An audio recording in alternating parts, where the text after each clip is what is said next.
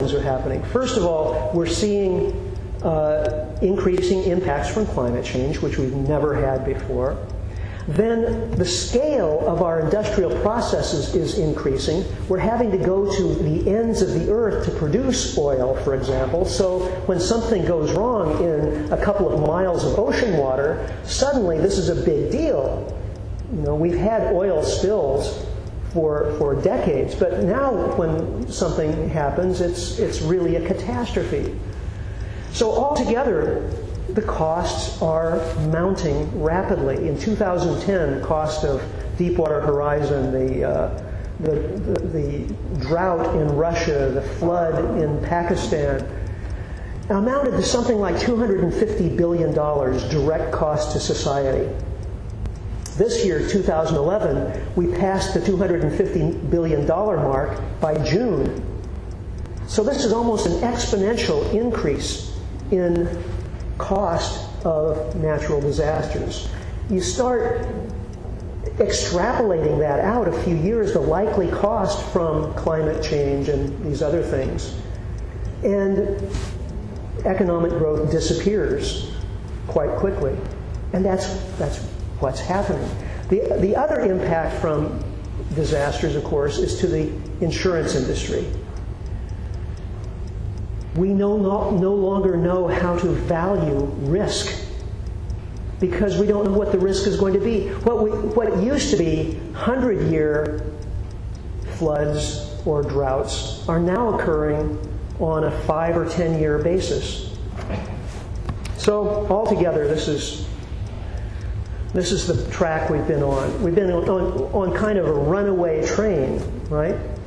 But it's felt so good. We've been accelerating and accelerating as we grow. Been using more stuff, tossing more and more fuel into the boiler. And as we go faster, it's exhilarating. More jobs, higher returns on investment. You know, the smokestack of the train is belching out all kinds of pollution, but you know, we don't really notice because it's billowing out behind us as we speed up. And everybody wants the train to succeed. Everybody wants it to grow and grow faster. And meanwhile, we face real environmental limits. We live on a planet of a certain size. You can't keep growing something on a finite planet forever. I mean, this has real consequences. Think about it this way. Let's take a kind of a funny example. A hamster, newborn hamster, weighs hardly anything. But when a hamster is born, it's growing rapidly. It's doubling its weight every week. Okay? So what happened if our hypothetical hamster could continue doubling its weight every week for a whole year? How big a hamster would we have? Well, somebody's actually done the math. It turns out we would have a 9 billion ton hamster at the end of just 1 year. That's the magic of compound growth, right? Every time you see that something is growing at a certain percentage per year, that means it has a certain doubling time. There's the law of 70. You know, if something is growing at 10% per year, that means it's doubling every 7 years. What's happening to China's economy right now? It's growing at 10% per year. That means it's doubling in size every 10 years. So after 10 years, it's twice as big. After 20 years, it's 4 times as big.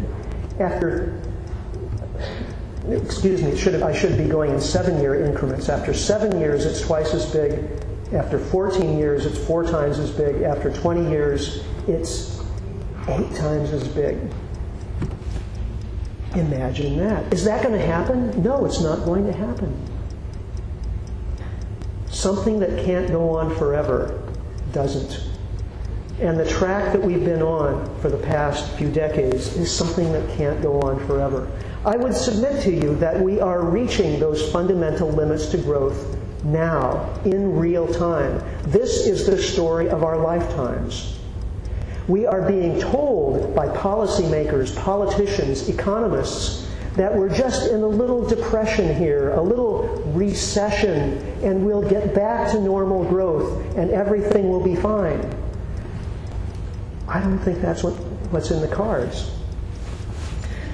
Now, some economists are talking about this as a growth crisis, right?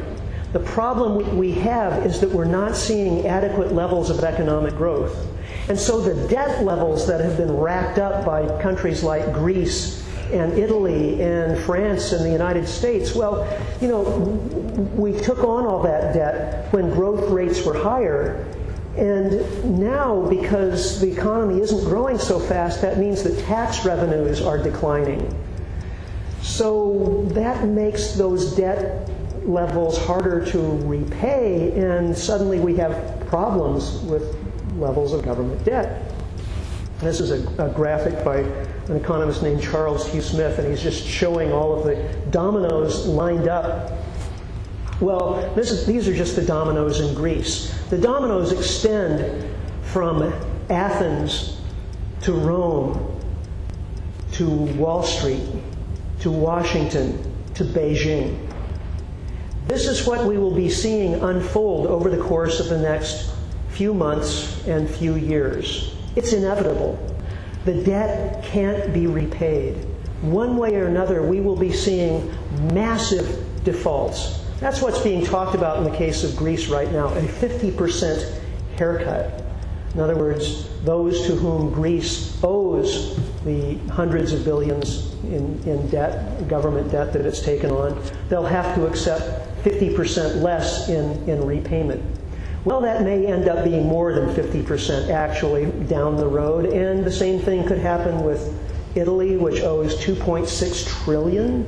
So a 50% haircut there means, you know, 1 trillion that banks in France and elsewhere will have to write off. Meanwhile, Wall Street investment banks like Goldman Sachs have written trillions in derivative contracts on the basis of that debt.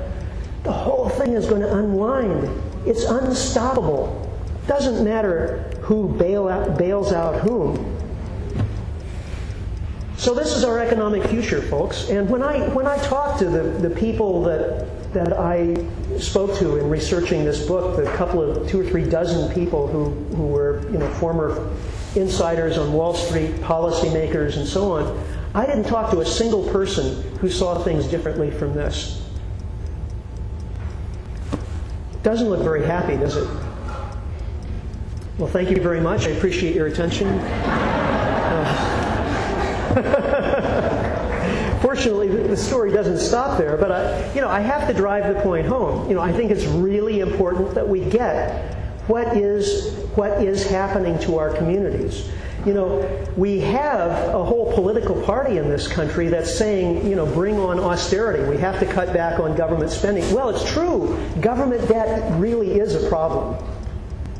We have racked up debt that government is not going to be able to repay. But what does austerity really look like? Are we really ready for this? Is this what we want? Now, what's the solution? There is no easy solution. But we should be aware of what we're getting ourselves into. There are folks now out on the streets in cities around the country, city after city, and I visited a number of the Occupy encampments in Portland and Santa Rosa and Washington, D.C., and here in Honolulu. And, you know, people are not being driven so much by political ideology. You know, they're not coming out in the streets because they've got this whole set of demands worked out, and so people are coming out in the streets to a large measure out of desperation. They know that something is terribly wrong in our political system and our financial system. They know that the bankers are being bailed out, but that household income is declining. And what do we do about this? They know that they're being lied to. So it's perfectly understandable that this is happening, and I think it's a good thing, quite frankly. I think we need something outside of our political system to shake things up. If in fact we have, as I asserted earlier, a political system and a financial system that are fundamentally corrupted, that can't be changed from within the system, we need a force from outside the system to shake things up. Well, I mentioned earlier about Hawaii's economy, the fact that the state gets so much of its electrical power from oil. Its food system is dependent on imports and so on. I would suggest that this set of islands has probably the biggest challenge of any place I've visited in recent times. It also has enormous opportunity. I mean, Hawaii could easily get all of its electricity from renewable energy. Hawaii could grow all of its food. Topsoil, weather, the opportunity is here, but where's the policy? Where's the leadership? You know?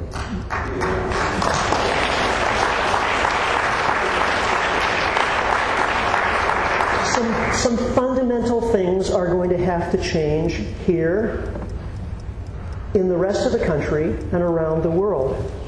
I think one of the things that has to be done at the higher levels of government is get off of GDP altogether. If we're in a situation, as I believe we are, where we're not going to be able to continue growing GDP, we have to have other measures and indicators. We have to have other targets to aim for as a society.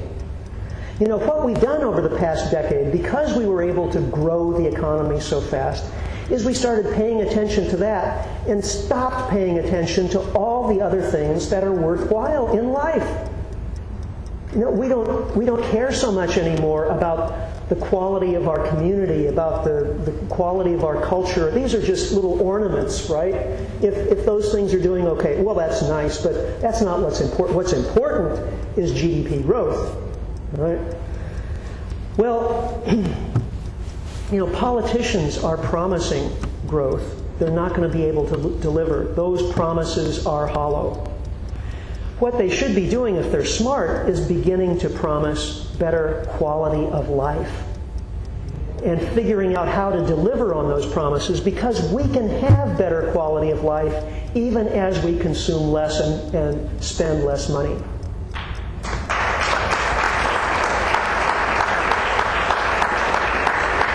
There are a lot of things. If we're at the point of peak in world global oil supplies, which I think we probably are, we're not at the point of peak in terms of quality of life, at least not potentially so. There are a lot of things we traded away for GDP growth.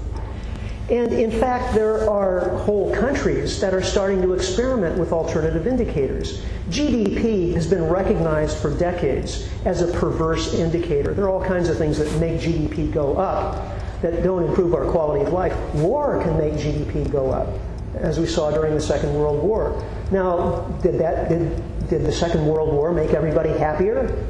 50 million people died to improve the economy. Well, that wasn't the purpose of the conflict, granted. But we do all sorts of perverse things to make GDP increase that don't make life better. The tiny nation of Bhutan, the Kingdom of Bhutan, since 1972 has been experimenting with what they call gross national happiness.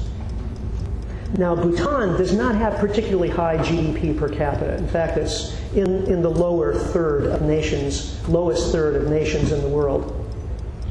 Nevertheless, when people in Bhutan are polled about their satisfaction with how they're doing in life and so on, they poll as being some of the happiest people in the world. Why?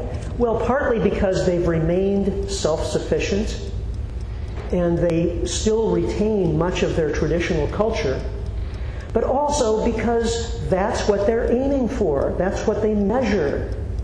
That's their target. That's their goal, is quality of life and happiness, as opposed to making and spending more money. We need to build local resilience. Resilience is the ability to absorb shocks and keep functioning. My friend